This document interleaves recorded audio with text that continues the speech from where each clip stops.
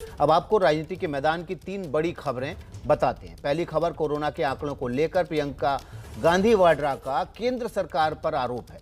प्रियंका ने आरोप लगाया है कि कोरोना के आंकड़ों को केंद्र सरकार ने छिपाया, जिसकी वजह से कोरोना की दूसरी लहर आई है। दूसरी खबर विधानसभा चुनावों को लेकर बीजेपी का मंथन है।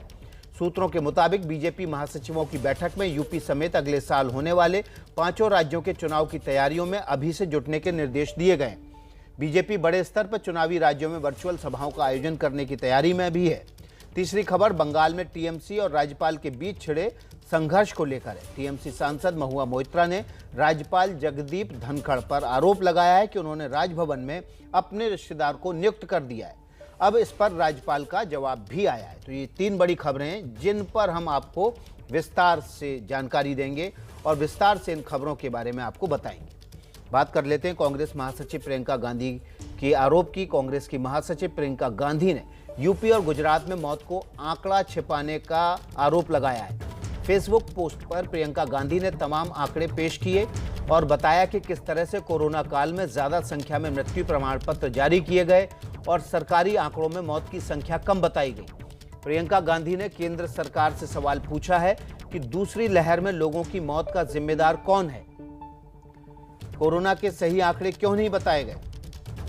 सही आंकड़े नहीं बताने से कोरोना की दूसरी लहर आई है। जनसंख्या के अनुपात में टेस्टिंग नहीं बताई गई। जो गंगा में शव मिले वो सरकारी आंकड़ों में नहीं है। प्रियंका गांधी ने आरोप लगाया शमशान के आंकड़े सरकारी आंकड़ों से अलग हैं। प्रियंका गांधी आरोप लगाकर कहती हैं दूसरी लहर में भारी संख्या में मौत का जिम्मेदार कौन है। कोरोना वायरस के बर्ताव से जुड़े आंकड़े क्यों छिपाए गए? आंकड़े केंद्र सरकार की छवि बचाने का माध्यम क्यों? क्या बीजेपी नेताओं की छवि देशवासियों की जान से ज्यादा बड़ी है? आंकड़े प्रोटेक्शन की जगह प्रोपेगेंडा का माध्यम क्यों बने? दूसरी लहर में भारी संख्या में मौत का जिम्मेदार कौन है? ये सवाल सीधे सीधे प्रियंका गांधी ने उठाए हैं। इसी खबर पर हमारे साथ आशीष कुमार सिंह ज्यादा जानकारी के साथ जुट गए हैं। आशीष, लगातार प्रियंका गांधी कोरोना के लेकर, कोरोना के आंकड़ों को छिपाने को लेकर सरकार पर हमलावर बनी रही, लेकिन उन्होंने गुजरात और उत्तर प्रदेश का जिक्र किया। जो कांग्रेस शासित राज्य हैं वहां के आंकड़े नहीं बताए।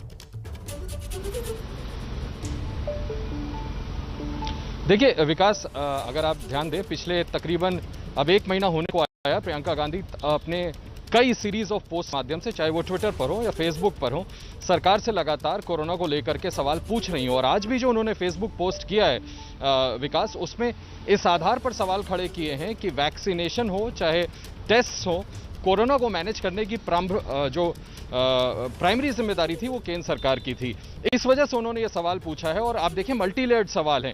वैक्सीनेशन को लेकर के प्रियंका गांधी ने सवाल पूछा है कि उसमें भी आंकड़ों को आपने क्यों बदला, क्यों आप पूरे अनुपात के माध्यम से जनसंख्या के नहीं बता रहे हैं, एक्चुअल फिगर्स सामने रख रहे हैं। एक और विकास बड़ा आरोप लगाया उत्तर प्रदेश सरकार पर कि जो आरटीपीसीआर टेस्ट हुए, जो एंटीजन टेस्ट हुए, आपने दोनों को मिक्स करके आंकड़ों को सामने रख दिया, अलग अलग क्यों नहीं बताया। इसलिए क्लेम और सच्चाई में फर्क है।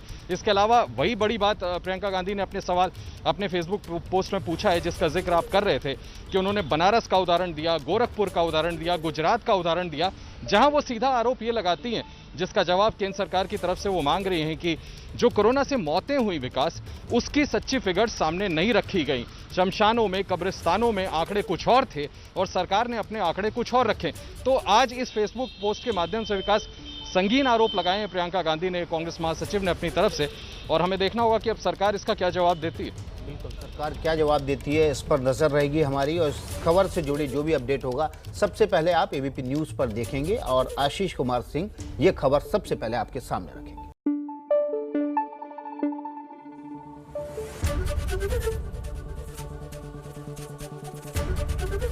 एबीपी न्यूज आपको रखे आगे।